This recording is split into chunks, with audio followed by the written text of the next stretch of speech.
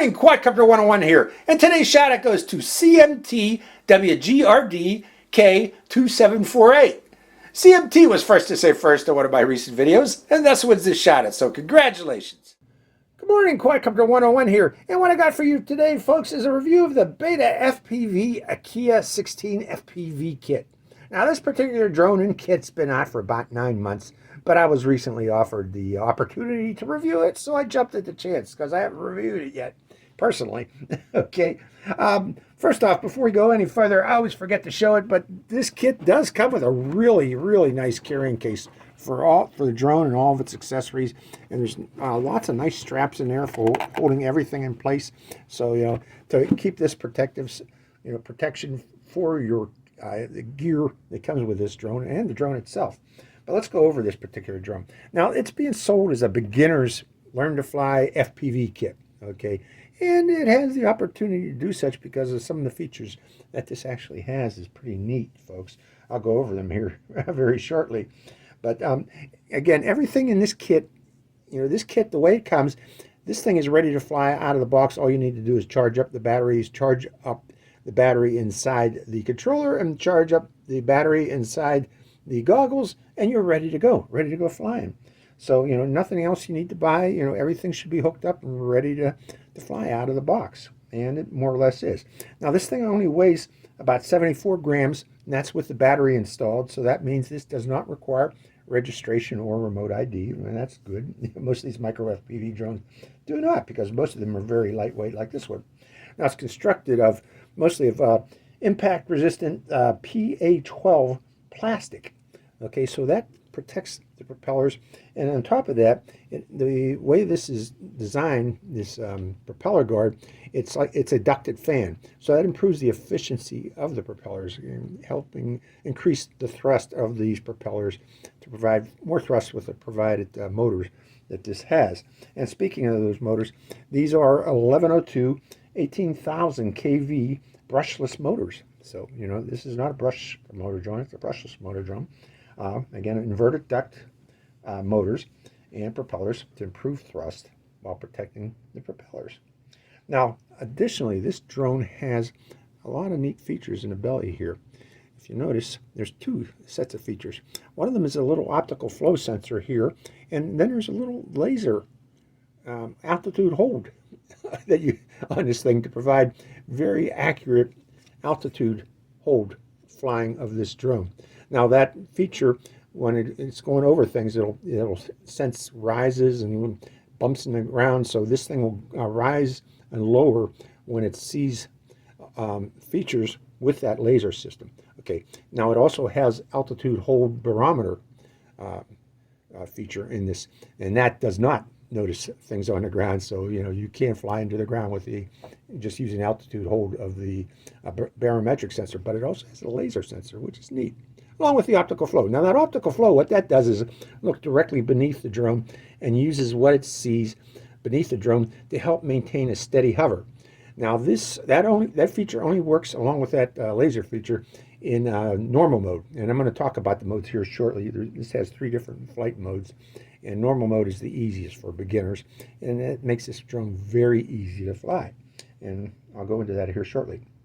Now, this is again powered by a 3.7 volt 1100 milliamp hour modular battery with a BT 2.0 connector on it. Okay, this is supposed to give it up to about 8 minutes flight time.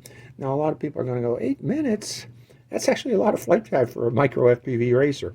Okay, micro FPV drone. Most of them get only about 2 to 3 minutes. Or I've had a lot that only got about 1.5 minutes. So this one, 8 minutes is respectable for a little micro FPV drone, so don't poo-poo that. Now, other things on the drone, on the belly of it, there is a little configuration port, and this comes with a configuration adapter that goes in here, and I guess that is for hooking up with a configuration software. I don't know if this will actually hook up to Betaflight. I doubt it, but as a beginner, don't go trying to mess with the configs. Okay, leave it alone because you will mess it up. Okay, that's for the advanced pilots only. If you're interested in messing around with the PIDs, you can have the opportunity to do such with this feature here with that adapter on there. Let's talk about the camera now. This camera has a video transmitter in it that transmits on 4 different power levels, actually 5. It has pit mode where it doesn't transmit. Then there's 25 milliwatt power, 100 milliwatt power, 200 milliwatt power, and 350 milliwatt power. And that's supposed to give this drone out to about 200 meters of FPV signal. And that's pretty far for a micro FPV racer, a micro FPV drone to go out to about 200 meters. I wouldn't personally do it, but this supposedly has the opportunity to do it, along with the ELRS transmitter that it comes with. So yeah, this can fly distant if you need to do such, but I wouldn't recommend doing that because you're taking a chance of losing your drone by doing that. But other things about the camera itself is not the best camera in the world, particularly regarding light. The way I've already flown it in my front yard, do some practice flights in my front yard and in the house. In the house it looks great, but outdoors in bright sunlight it has some issues, and you'll see that when I show my demonstration flights outdoors with this. Sun overpowers that sensor on that camera and darkens things greatly, and you'll see it makes things hard to see, especially in shadows. It doesn't have a really good what do they call it, high dynamic range I think is the word. The contrast between bright and shadow is very poor. I mean, it's really hard to see in darkened areas with that particular camera. Now I talked about the drone. Let's talk about the controller. The controller is actually a nice controller, ELRS Extended Long Range System, ELRS. I forgot what the acronym stands for, but it is a good transmitter. The buttons on it, this is your arm button that you make sure all switches are down when you turn it on, and you connect it by turning on the power of the controller. Now, one thing, this drone does lose bind occasionally. If you ever see the lights on it, which are right there flashing slowly green, that means it's lost bind with the transmitter. To rebind it, just turn on the transmitter and then hold this little while that's turned on and blinking slowly green, and then press this bind button with a pen for about 5 to 6 seconds, 5 to 10 seconds. You got to hold it down for a long time, folks. Before that, this goes into bind mode, and this will start to slowly flash. I believe it was red, and then this will start to flash yellow, and then it'll turn blue again, and that means you're connected. So that's how you reconnect it if you do it. And you will probably lose bind with this eventually, because I've lost it several times. And the reason you lose bind is if you plug in the battery and it doesn't go in all the way, and it powers up and loses power, powers up, loses power, it loses bind. So Beta FPV, I would rethink how this rebinds, because this loses bind very easily because of that battery. If you have jerky hands like me trying to plug it in, there is an opportunity of loss of bind. But again, you can rebind it easily by pressing that bind button down for 5 to 10 seconds. Okay, other switches on this. That's your arm switch. Once it's bound to the controller and you want to take off, flip it like such, and that will get the motors spinning, armed and ready to go. Now, this switch is your mode switch, and I mentioned the modes. It has normal, it has sport, and then it has manual mode all the way forward. Normal mode has altitude hold and has optical flow, and also you can turn on the laser altitude sensors and use that too in normal mode. But by the way, that laser is normally off by default. You need to go into the settings to turn it on if you want to use the laser. And to go into the settings of this through the goggles, you got to turn the goggles on too and connect it. You take your transmitter, move this switch to the left, or this handle to the left, and move this handle all the way forward, and that will open up the menus, and then you can go into those configuration menus and turn on the laser altitude hold if you so wish to use it. I personally don't like to use that because, again, it senses things on the ground and will go up and down based on what it's seeing on the ground. But we'll try it both ways when I go fly it again tomorrow for my review flight. But right now, I wasn't a big fan of it. So again, that's in normal mode. Normal mode, again, has altitude hold, has optical flow Makes it very easy for beginner pilots to fly. You know, you just, to take off, you need to move the throttle switch above the halfway point because that is maintaining altitude. This is descending, and this will be climbing. Again, midpoint will be maintaining altitude when you're in normal mode. Again, very easy for beginner pilots to fly. In center position, sport mode, that puts this into what was called angle mode. It's still called angle mode today. It switches stabilized flight. It's still very easy to fly and stabilize, but there is some manual flying involved.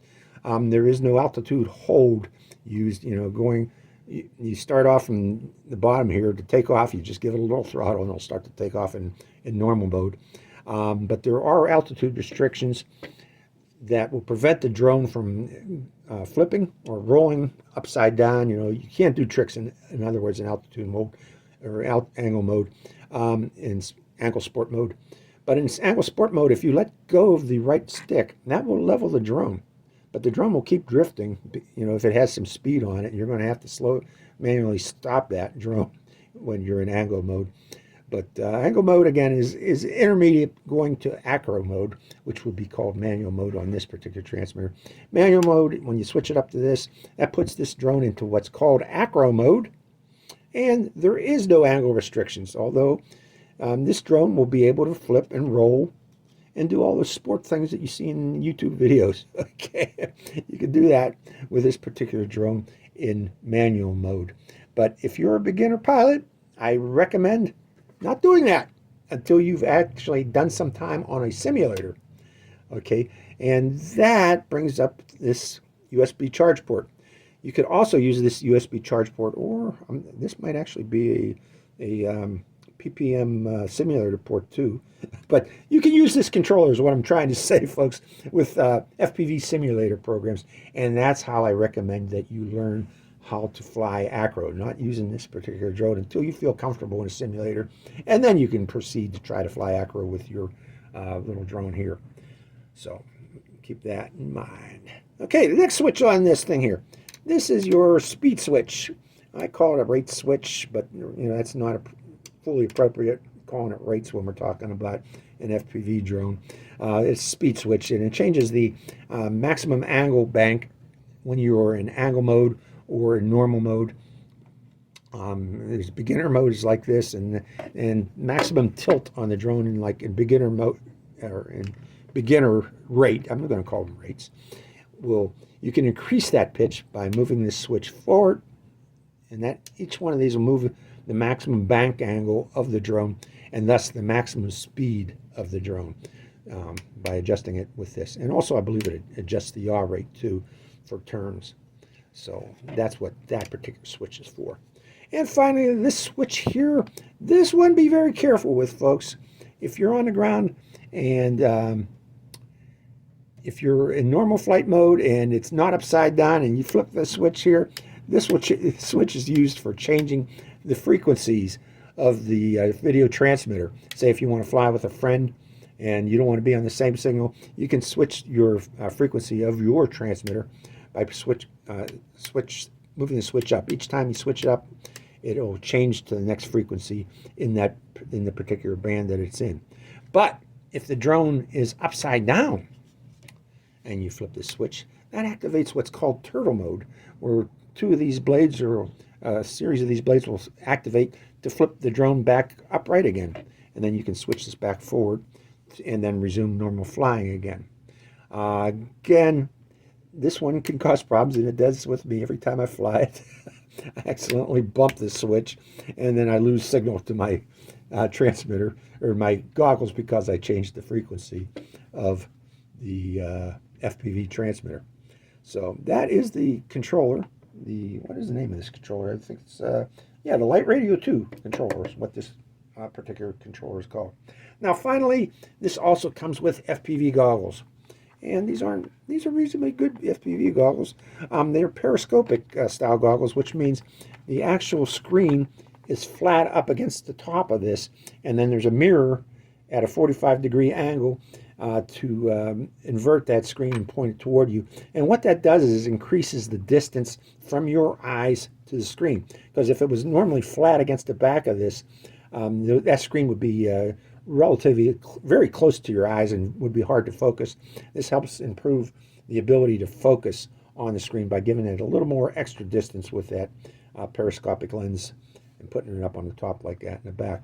But let's go over the switches of this. First off, it does have an SD port for putting a micro SD card in this, or a TIFF card, in other words, in this. It's to record your video from your flight, your FPV video. This is its antenna, not too shabby. Move it up and down like so. And this is your on-off switch here. Turns it on and turns it off. And this is how you charge it, through the Type-C USB port here. And then this is your control buttons on top. And this starts and stops video by a quick press of this particular button here. Or you do a long press of this particular button, and that will put it into DVR mode so that you can watch the videos that you've already recorded on your SD card. Other switches on this. This is for changing the frequency bands of the reception frequencies of this goggles. Quick press of this will put it into, let me make sure I'm right about that. Is it a quick press? No, quick press puts it into where you can manually select the frequencies, as you can see there. But I recommend doing a long press, and a long press will put it through an auto scan, where it will search for the signal from the drone when the drone is turned on, so that you can see the drone's FPV signal. And actually, let's demonstrate that real quick. Let's turn on the drone like so.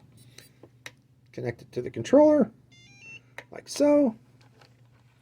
And right now we don't have any signal coming from it, so we're going to hold that button down and put it into scan. And it's searching, and there we go. So there is the reception from this. Now, I mentioned you putting it into turning it on the menus. You move this stick to the left and this stick up, and that turns on the menus for configuring the drone. And actually, I want to configure that drone to turn on the optical flow is on, time of flight is on. It's already on. So LED calorie. Okay, time of flight is that laser sensor, so it's already on. So I misspoke. I guess it's on by default. So let's turn this off. Turn these all off. That, in effect, is the Beta FPV Aquila16. Let's go over what you get in the box one more time before we go out and do our demonstration flight. You get the instruction manuals. This is actually a nice instruction manual here. I recommend reading it in its entirety before you go flying. Make sure you know what you're doing. Even though I read that several times, I always get mixed up with a lot of these switches. These dual use switches, the ones that you got to hold down for 2 seconds, particularly that one and that one. I don't like dual use switches. I'm sorry, folks. that one, and this one here are always confusing. So, and I'm sure it's going to confuse people too. Beta FPV, if you're listening, you probably are. Get rid of dual use switches. Use single use switches only if you can.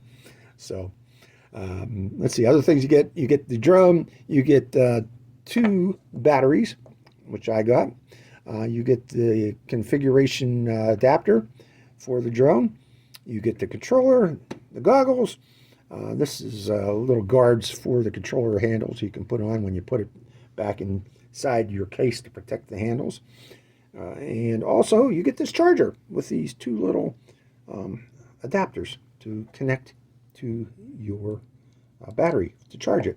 And that is charged again through a USB cable, Type-C USB. And you plug this into an adapter. I recommend using a 2 amp wall charger for quick battery charging.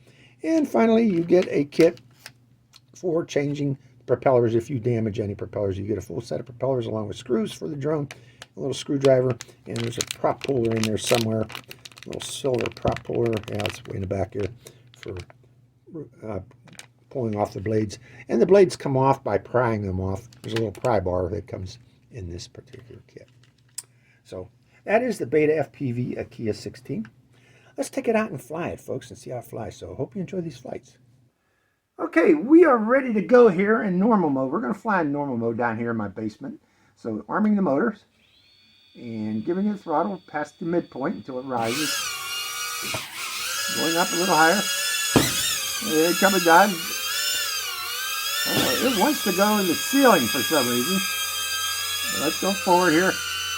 I supposedly have those sensors on. Let's see how it works.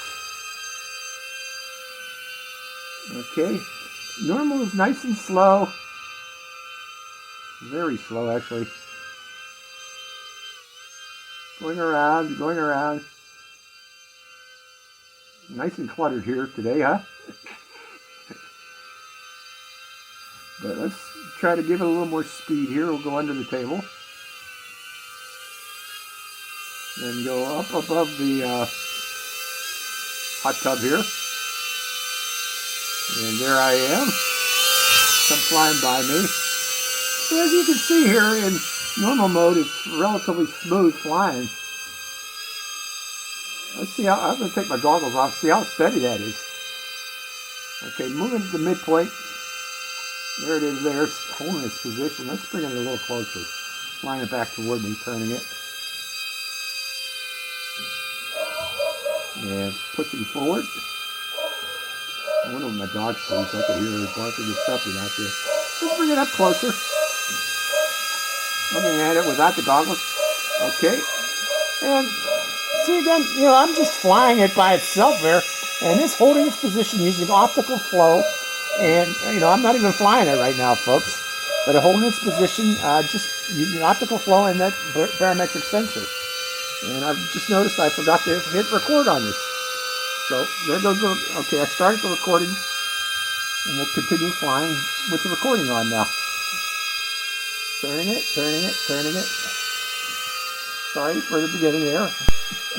We're going to continue flying here. Probably going to cut off the beginning of that because I didn't show what this could do. So going again. This time let's go. Let's go through there.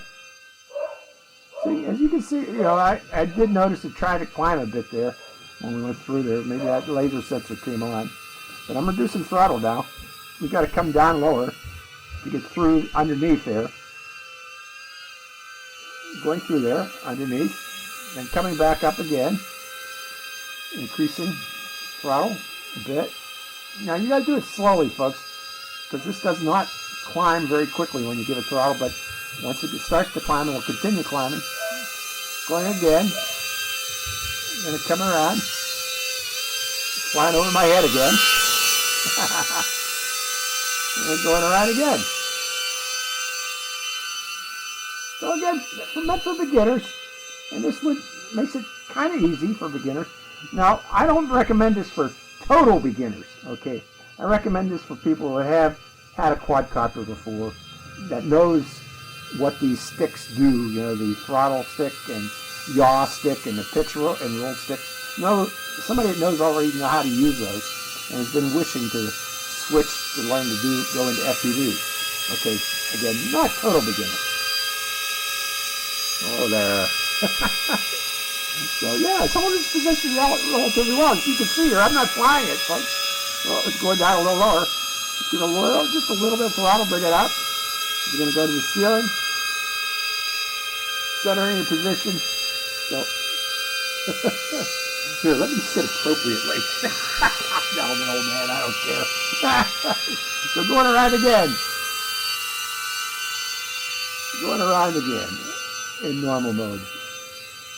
Normal mode, mostly for indoor flying, folks. Again, I took this outdoors already. Normal mode outdoors, a little bit to be desired.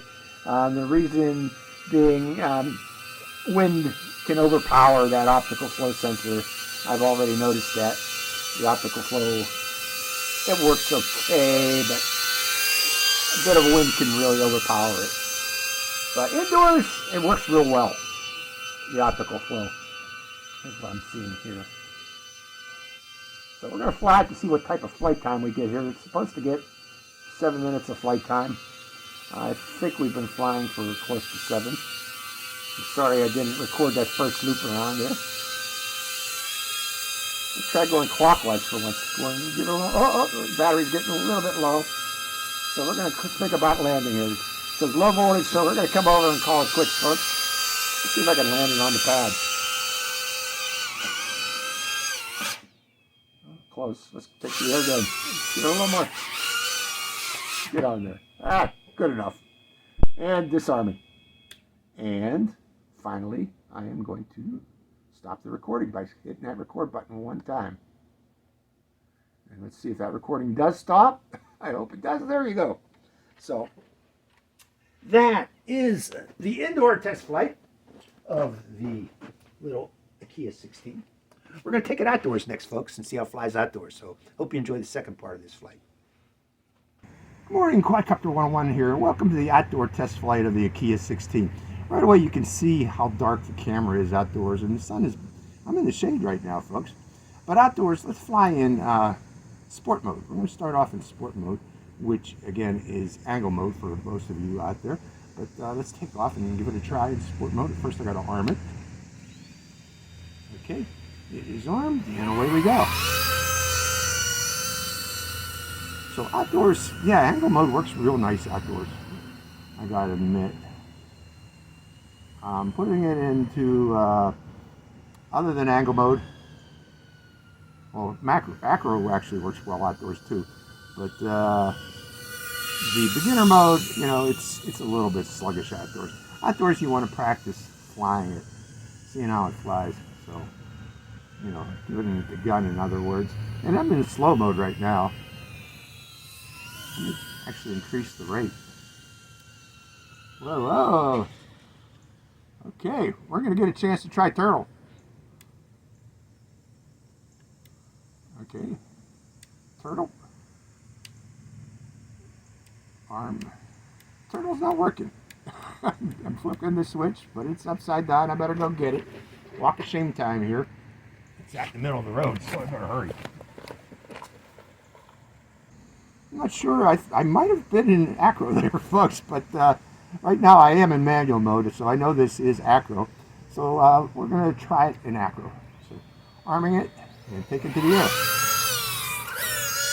Stay in the air. It's been a while since I've flown Acro, folks, as you can see here. But it's flying. Flying relatively well for Acro. Okay, I'm getting the feel back again on how to do Acro. Now, Acro requires quite a bit of practice if you've never done it before, folks. I recommend learning to do it on, as I mentioned, on a simulator. Using a simulator program before actually going to a drone. You'll save yourself a lot of hassle, a lot of heartache by doing so. So, coming down a little lower. Actually flying well in Acro. Not having a problem so far with it. Let's go up a bit and try a roll. Lost a lot of altitude there in the roll. Going up again, higher, and trying to flip. It loses altitude, so you know, doing flips and rolls with this in Acro, it's kind of iffy. But again, I'm in low rate, slow rate. Maybe that's why. Okay. Let me, whoa. I'm losing signal, and I don't know what happened there. Okay, so let's stay closer while we're flying in Acro. I was going to try to slalom through these poles that I had set up for, I had put some herbicide on my lawn there to keep the doggies out. This is actually flying well in Acro. Good beginners learn to fly for Acro. Not too shabby. No, it's not really zippy. But again, I'm in low rate. I'm going to keep it in low rate because it seems to be doing well while in low rate. So, let's go up a bit and switch back to beginner.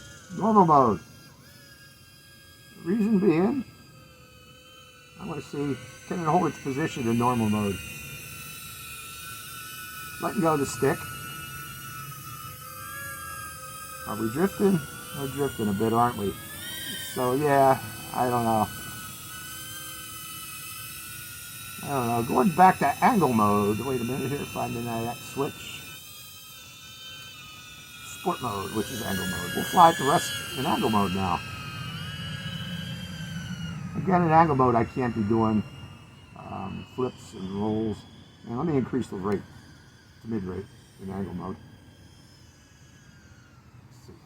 Now, angle mode again is self-leveling, so if you're getting problems with it, you just let go of the sticks.